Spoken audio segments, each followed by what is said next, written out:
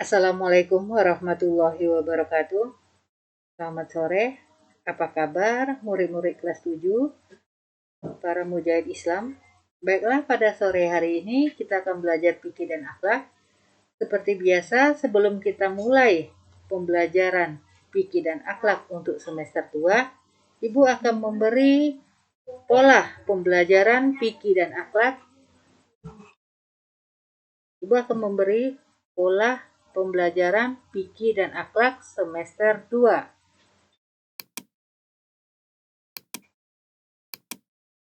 Adapun KKM fikih dan akhlak untuk kelas 7 semester 2.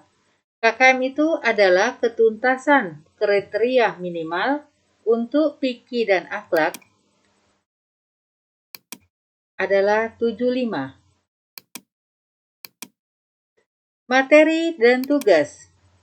Metode pembelajaran yang digunakan secara daring. Materi dan tugas didapat dari pemberitahuan info mengenai pembelajaran lewat WA. Adapun WA yang sudah kita buat dari semester 1 adalah WA MDTW kelas 7, WA Mapel Fikih dan Akhlak. Materi disampaikan lewat YouTube. Penyerahan tugas melalui Google Classroom.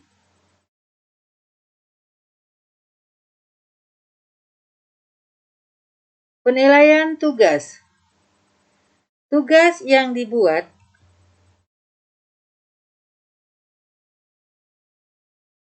buatlah akun Google Classroom sesuai nama siswa atau cantumkan nama di atas tugas yang diberikan agar guru dapat mengetahui identitas tugas yang dikirim ke Google Classroom.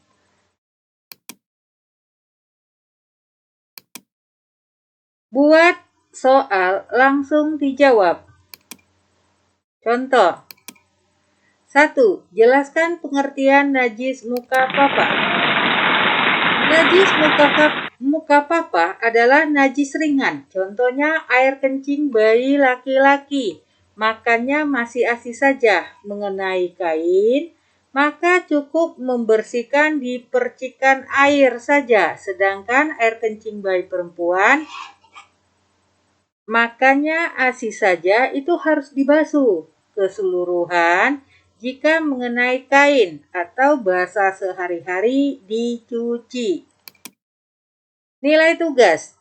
Nilai tugas keseluruhan yang ditulis dalam pengolahan rapor. Tidak mengerjakan tugas, ya, maka nilainya 0 alias tidak tuntas. Mengerjakan kurang dari 50% dari jumlah tugas dengan baik, nilainya kurang dari 75, tidak tuntas. Mengerjakan 50% dari jumlah tugas dengan baik, nilainya 75, tuntas. Mengerjakan lebih dari 50% dari jumlah tugas dengan baik, nilai 80, tuntas. Mengerjakan seluruh tugas dengan baik, nilainya 100, tuntas. Jadi, tugas-tugas yang diberikan tadi adalah tugas yang diberikan per bab, ya, yang akan nanti kita hitung di dalam rapor. Sekarang kita masuki cara menghitung nilai rapor PTS. PTS itu adalah penilaian tengah semester.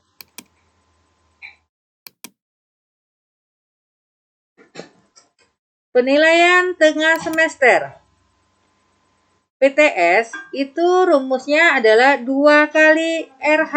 RH ini adalah rata-rata harian ditambah nilai ulangan penilaian tengah semester dibagi 3. Ya, RH itu apa? Itu adalah rata-rata harian. Apa saja?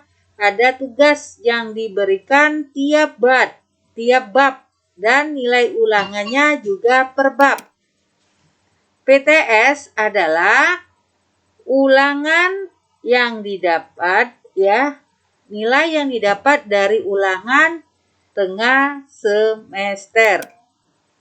Kita ambil contoh.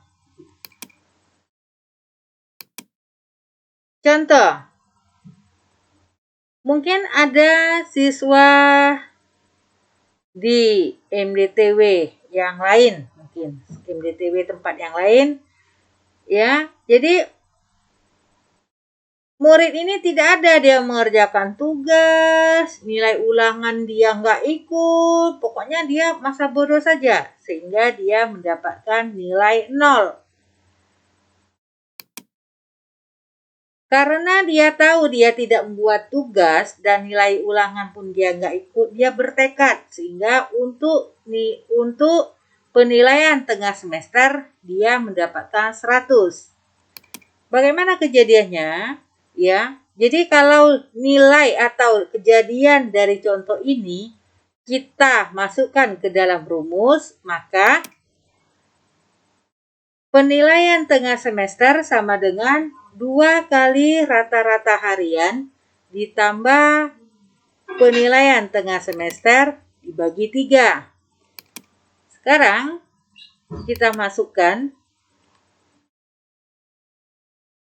rata-rata hariannya, dia tidak mengerjai, jadi dia mendapat 0. Kita pindahkan nilai 0 ini, kita ganti RH ini menjadi 0.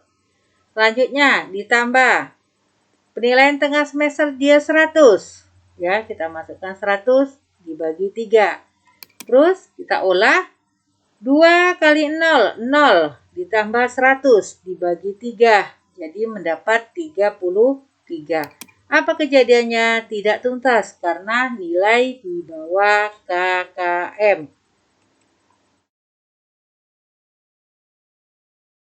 Cara menghitung nilai rapor penilaian akhir semester atau yang disingkat dengan PAS.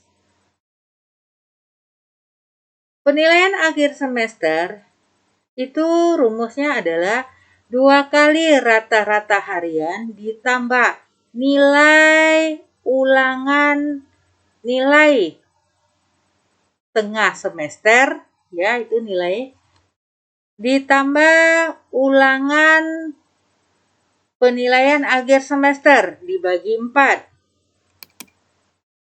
Yang mana nih rata-rata harian, RH itu adalah rata-rata harian, sedangkan PTS adalah penilaian tengah semester, UPAS adalah ulangan penilaian akhir semester. Contoh, si murid ini ada nilai rata-rata hariannya ada. Cuma kita lihat nilainya di sini 50. Berarti dia mengerjakan tugas ini di bawah 50%. Ya, di bawah 50%. Kita lihat tinggi ya, nilai penilaian tengah semesternya itu dia dapat 90.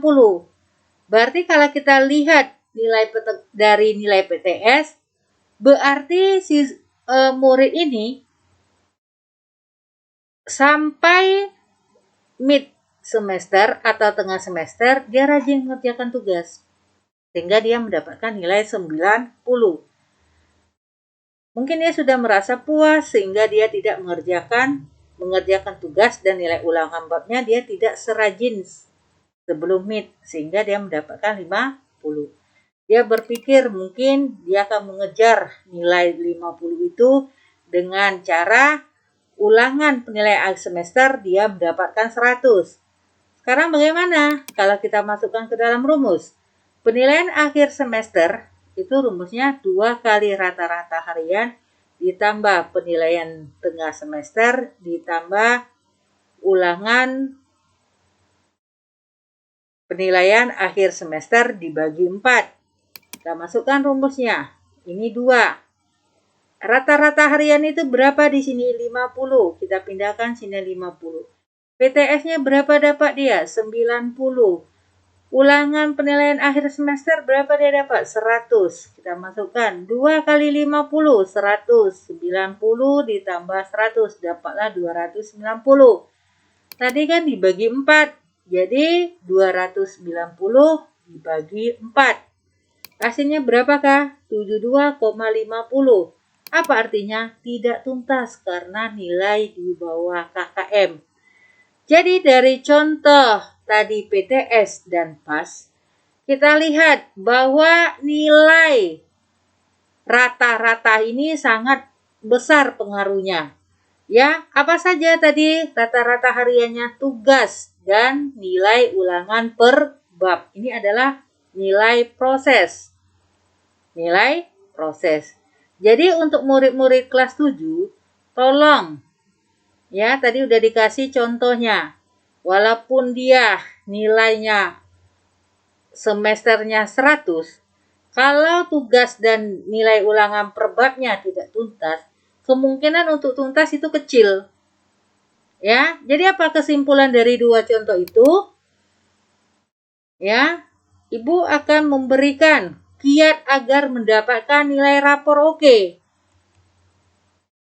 Nah, biar kalian senang. Jadi apa saja kiatnya? Kerjakan tugas lengkap dan baik. Jadi kerjakan tugasnya dengan lengkap dan baik. Yang kedua, ikuti ulangan PTS dengan baik. Ikuti ulangan PAS dengan baik. Mengapa?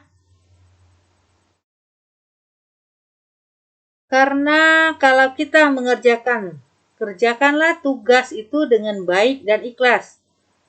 Insya Allah usaha tidak mengkhianati hasil. Belajar terus belajar. Mujahid tangguh. Assalamualaikum warahmatullahi wabarakatuh. Demikianlah uraian tadi pola belajar fikih dan akhlak untuk semester genap tahun ajaran 2020-2021. Terima kasih.